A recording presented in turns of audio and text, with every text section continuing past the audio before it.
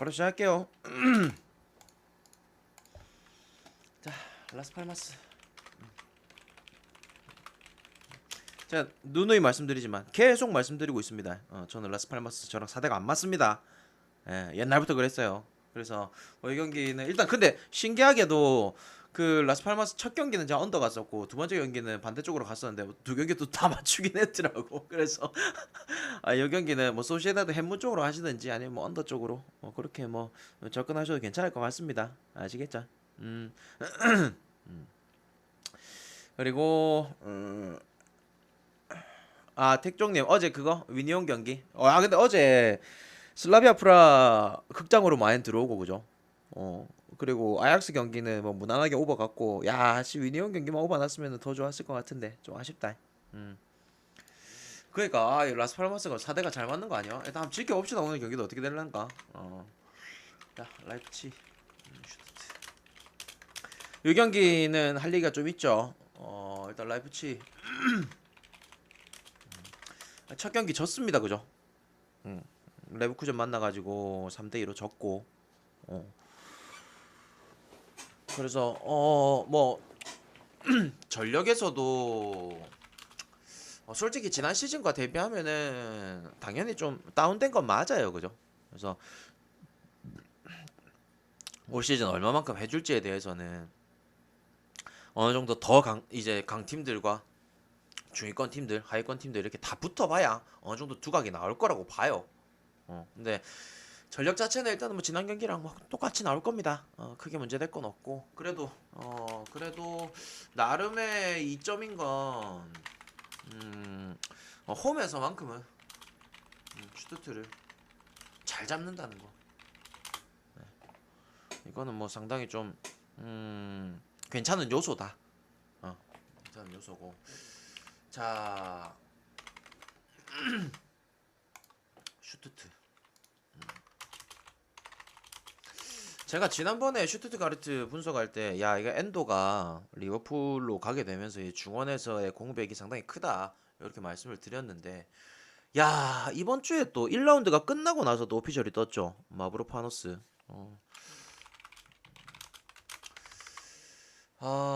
일단 그 마브로파노스 같은 경우에는 제가 항상 이 슈투트가르트 경기가 있을 때마다 언급을 했었거든요. 언론선에 나와서 오세요. 그 진짜 수비 쪽에 없어서는 안 될 진짜 개핵심 멤버야. 마브로파노스가. 근데 마브로파노스가 요번에 딱 그 이제 첫 번째 경기 끝나고 주중에 월요일인가 화요일인가 그때 당시 오피셜이 떴어요. 웨스트햄으로. 그렇죠. 음, 경기 전체적인 경기 조율과 그다음에 팀 내에 그런 주는 영향력 자체가 굉장히 큰 친구이기 때문에 이 친구가 빠졌다는 거는 상당히 영향이 큽니다.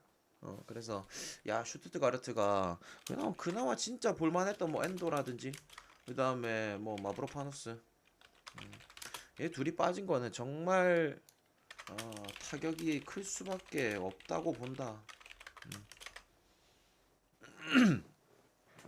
클 수밖에 없다라고 생각이 되고 근데 또 다른 점은 뭐냐면 이게 또 공격 쪽은 봐봐요. 뭐 당장에 이제 정우영도 이번에 슈투트가르트로 갔죠. 그리고 뭐 기라시라든지 아니면은 뭐 와만기투카 얘네들이 진짜 빠질 수 없는 멤버들이고 나머지 뭐 예를 들어서 뭐 피리라든지 피리도 뭐 진짜 빠질 수 없는 중원 멤버는 맞죠. 그리고 이제 엔도 자리에 지금 뭐 지난 경기 때 이제 카라주아가 나왔던데 얘 같은 경우에는 어찌 보면 백업이야. 그래서 얼마만큼 또 이 옵션 멤버였는데 얼마만큼 해줄지에 대해서는 조금 더 지켜봐야 되는 부분이고 그래도 뭐 지난 경기는 너무 잘했기 때문에 솔직히 깔 게 없어. 깔 게 없고 그리고 대신에 또 수비 쪽도 마찬가지야. 수비 쪽도 뭐 지난 경기 이제 자가도하고 뭐 슈텐젤 이런 애들 나왔더라고요. 근데 걔네들도 어째 보면은 지난 시즌까지 2옵션으로 있던 멤버들이야. 그래서 일단 당장에는 얘네들을 1옵션으로 꺼낼 수밖에 없어. 상황 자체가. 마브로파노스도 나갔기 때문에 그래서 이 라이프치히 원정길에서 얼마만큼 버텨줄지 이게 좀 관건인데 수비 쪽에 이 공백이 얼마나 클지 당장 2옵션 멤버들이 선발로 이제 1옵션을 기용이 된다면은 또 얼마만큼의 기량을 보일지 이런 건 또 지켜봐야 되는 부분이거든요. 당장에 뭐 원래 2옵션이었다고 해서 얘가 완전히 못한다 이렇게 분류할 수는 없습니다. 아시겠죠? 그래서 수비열 그다음 공백이 얼마나 클지 그리고 라이프치히가 얼마나 잘 뚫어낼지 이런 것들을 좀 지켜봐야 되는데 양 팀 다 어째 보면 지난 시즌 대비 양 팀 다 전력에서의 이탈이 있고 그리고 그 보강 자체가 정상적으로 이루어지진 않았습니다. 그래서 어쨌든 이 두 팀을 조금 저평가할 수밖에 없어요. 그래서 이 두 팀이 기본적으로 상대 전적을 보면은 오버가 그렇게 많지도 않고 양 팀 다 득점이 그렇게 많지도 않아요. 어. 대부분 그냥 라이프치히가 잡아가는 쪽으로 기울어 가는데 저는 이것도 조금의 불안감은 있다는 거지. 라이프치히가 홈이고 뭐 이렇다고 그 상대 전적에서 굉장히 앞선다고는 해도 전력에서의 이탈이 있었던 만큼 그만큼의 불안 요소도 있다는 거예요. 아시겠죠? 그래서 저는 또 이것도 관건을 뒀습니다. 뭐냐면 이 양 팀의 감독 맞대결에서 무승부가 없어요. 양팀 감독의 맞대결에서 무승부가 없다는 말인데 저는 어떻게 생각했냐면 만약에 오늘 라이프치히가 1대 0으로 이기면 만약에 2대 0으로 이기면 야 이건 어쩔 수 없다.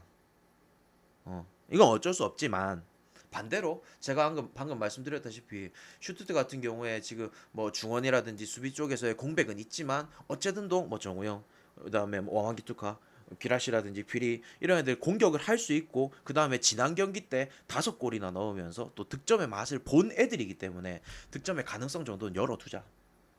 그리고 라이프치히 같은 경우에도 지난 경기 때 레버쿠젠한테 3골이나 내어주면서 이 수비 쪽에 불안함이 분명히 있을 거거든요. 그래서 저는 이 슈투트의 한 골을 기원합니다. 슈투트가 한 골만 딱 넣어준다면은 오버 쪽으로 갈 가능성은 굉장히 높다라고 봐요. 그래서 저는 오버 쪽이 조금 더 낫지 않을까. 단 1%라도, 단 1%라도 조금 낫지 않을까라는 생각이 듭니다.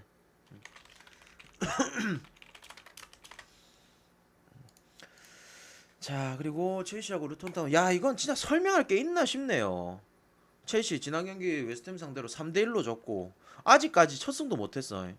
근데 야, 그래도 승격팀 상대로는 이기겠지. 라는 생각이 들었는데 일반승 1.16 그냥 올 시즌 첼시 가지 말라는 건가? 올 시즌 진짜 첼시 가지 말라는 뜻인가요? 이 뭐야 이거? 에? 카이세도 지난 경기 잠시 뛰었는데 욕바지 제대로 했죠. 좋됐다. 야, 씨 어떻게 첼시만 오면 이렇게 전부 다 폼이 다 하락하냐? 어? 와, 씨, 좋됐다. 근데 뭐 중요한 거는 뭐냐면 봐봐. 루튼타운 같은 경우에도 브라이튼 원정 가가지고 완전히 대패를 당했죠.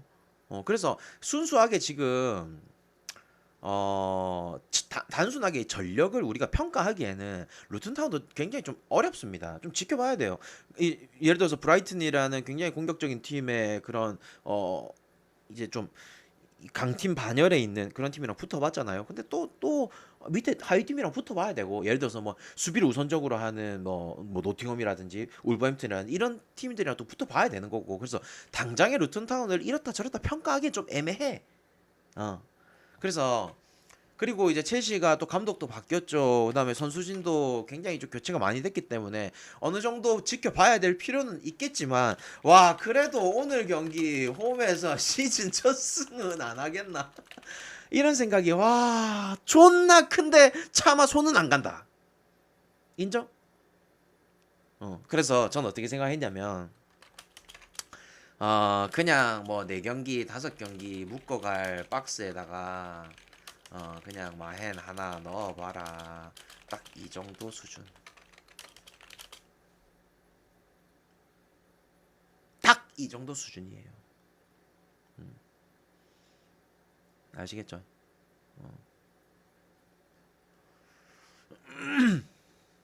그 아니 자 여러분들 반대로 생각을 해보세요. 반대로 생각해봐. 왜 이 경기에 3.5를 줬을까? 이걸 생각해봐.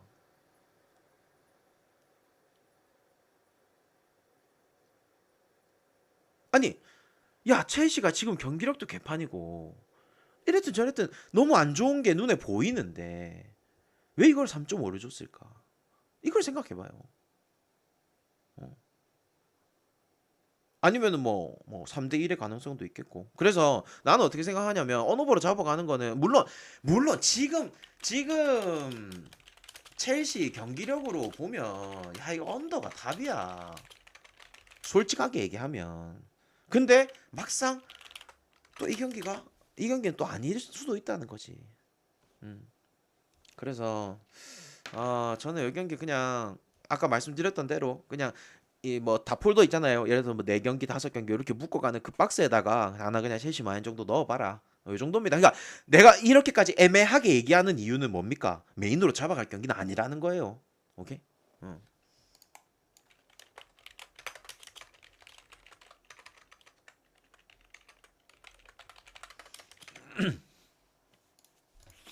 또 내일 와가지고 야 이 개새끼야 니가 니가 야 니가 첼시 마엔 그 한 박스 가보라 해가지고 갔는데 씨야 그 한 폴락이다 너 이런 말 하지 말고 아시겠죠? 상대에 따라 달라질 수도 있는 거 아닌가요? 그러니까요.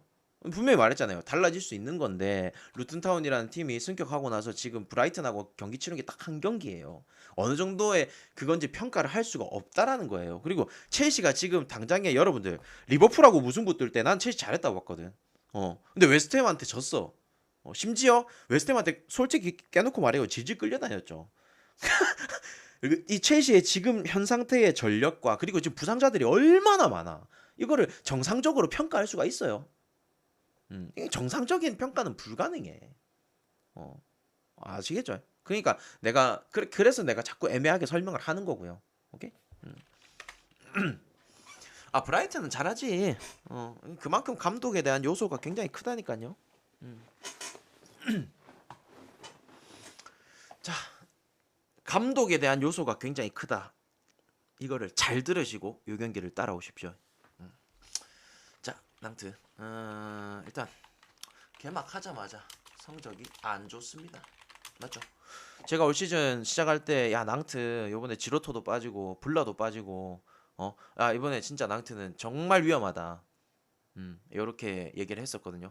근데 막상 또 툴루즈한테도 지고 릴한테도 지고 예상했던 결과입니다. 그리고 뭐 지난 시즌에 막 이 전방에서 뭐 개쌍이라든지 아니면 뭐 델로라든지 돌렸을 자원들은 많았잖아. 근데 또 델로도 나가버렸지. 어. 그래서 야 당장의 낭트 같은 경우에는 불안 요소가 너무 많습니다. 그리고 지금 이 전력을 살펴보면 이 백프 라인들 같은 경우에도 일단은 센터백인 지루토가 나가고 나서 어쨌든 이 옵션인 선수들을 예를 들어서 뭐 팔로이스를 쓰던지 카스텔레토를 쓰던지 이렇게 쓰고 있는 상황이고 그러면 뭐 멀린이라든지 카스텔레토 그다음에 뭐 팔로이스도 있겠고 그다음에 요번에 이제 그 피에르 가브리엘 있죠. 여러분들 옛날에 스트라스부르 뛰었다가 분데스리가 잠깐 갔다가 돌아온 애 있거든요. 피에르 가브리엘. 얘도 이제 리그 안으로 복귀는 했지만 일단은 분데스 갔다가 솔직히 좀 망하고 온 케이스라서 저는 그렇게까지 기대는 안 합니다. 그래서 백포 라인도 일단은 불안 요소가 있고 자 그리고 중원도 마찬가지예요.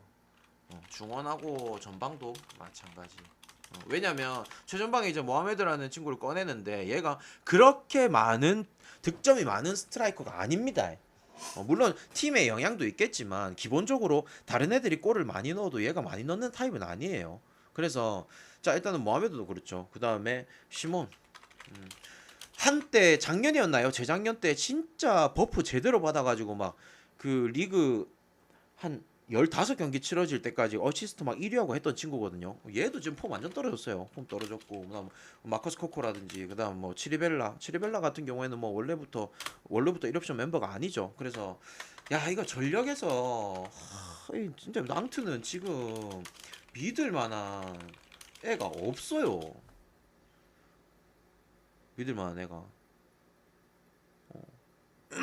그나마 수비 쪽에 뭐 지로토가 있었고, 그다음에 중원에 블라가 있었고, 이번에 블라가 어디 갔냐? 스타드렌 갔습니다. 어. 네, 스타드렌 같은 경우에 이번에 보강 자체가 엄청 잘 돼 있기 때문에 특히나 제네시오 감독 체제에서 스타드렌은 저는 뭐 좋게 평가하는 입장이라서, 그래서 내가 항상 계속 스타드렌을 빨아주고 있는 거야 지금. 어떤 얘기인지 알겠죠? 그래서 지금 낭트 같은 경우에는 좀 답이 없다. 답이 없다. 답이 없다. 이렇게 보여지고, 그다음 모나코. 자, 모나코 같은 경우에도 부상자들이 꽤나 있는 상황이죠. 뭐 엠볼로도 그렇고 세기르도 그렇고 요번에 됐고 뭐 살리수라든지. 그래서 출전을 못하는 선수들은 있지만 일단 출발 자체는 좋다. 맞죠? 아디히터 감독 체제에서 출발 자체는 굉장히 괜찮습니다. 그리고 또 뭐냐면, 야, 이게 아디히터 감독이 제가 예전에도 설명드린 적이 있었는데, 이 오스트리아하고 독일하고는 굉장히 여러분들도 아시겠지만 독일 내에서 뛰는 선수들 중에서 오스트리아 선수들이 굉장히 많아요. 같은 언어를 사용하기도 하고 해가지고, 그래서 이제 당장에 우리가 분데스리가의 감독들이면, 분데스리가 이제 감독들을 보면은 오스트리아 감독들도 굉장히 많습니다. 근데 야, 이 아디유터 감독이 예전에 짤츠부르크 있을 때 또 미나미노를 또 기용하고 했었더라고. 근데 야, 이 미나미노가 지금 시즌 2경기 치렀는데 공격 포인트가 4개야 벌써.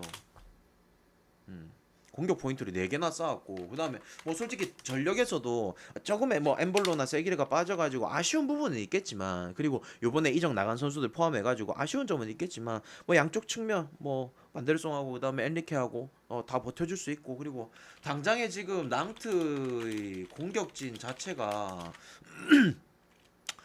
날카롭지 못해요. 그렇기 때문에 나는 모나코의 수비진이 충분히 커버할 수 있다 봅니다. 그리고 아까 말씀드렸다시피 낭트의 이 백포 라인도 불안 요소가 많아서, 당장에 지난 시즌에 2옵션으로 썼던 멤버, 그 다음에 올 시즌에 데리고 온 멤버인데 얘 같은 경우에는 분데스리가 갔다가 성적이 그렇게 좋지 못했어요. 기량이 많이 떨어졌습니다. 그래서 백포 라인도 불안한 가능성이 있어가지고 저는 모나코가 뚫어내는 그림밖에 안 보인다. 당장에 예를 들어서 뭐 골로빈도 있겠죠. 그 다음에 미노미노 같은 경우에 지금 공격 포인트 4개 쌓았어. 그러면 얘가 지금 당장에는 폼이 좋다는 거거든. 아디유터 감독 체제에서는 잘 맞다는 거야. 그래서 요런 것들이 있는데, 자, 여기서 설명을 요까지만 딱 하고 나면은 여러분들 뭘 가고 싶습니까? 여기까지만 딱 순수하게, 내가 지금까지 여기 딱 한 거는 정말 순수한 전력 평가야. 여기까지만 들으면은 모나코 승을 가고 싶죠. 자, 근데 여러분들이 꺼리는 요소가 뭡니까? 뭡니까?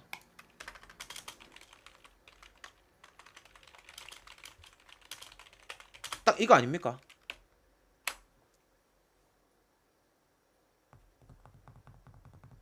이거 아닐까요?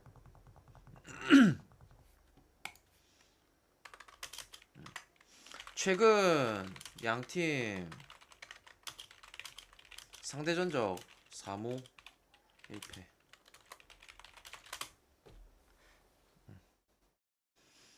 최근 상대 전적이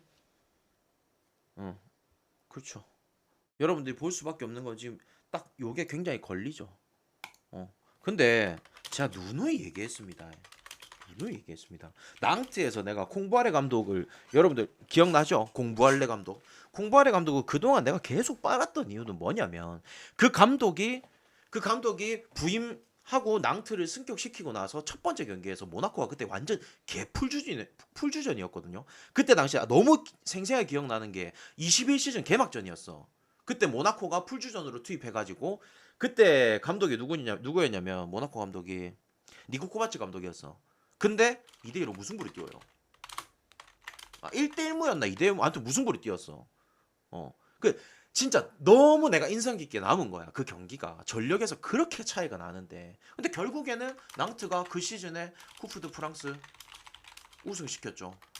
결국에는 콩바레 감독이 경질될 때까지 성적이 이랬습니다. 총 5경기 치렀어요. 리그 3경기, 리그 4경기, 그 다음에 쿠프 드 프랑스 컵 1경기 이렇게 해가지고 리그 3경기에서 3무 1패 그리고 컵에서 무승부. 결국에는 이 무승부로 올라갔죠.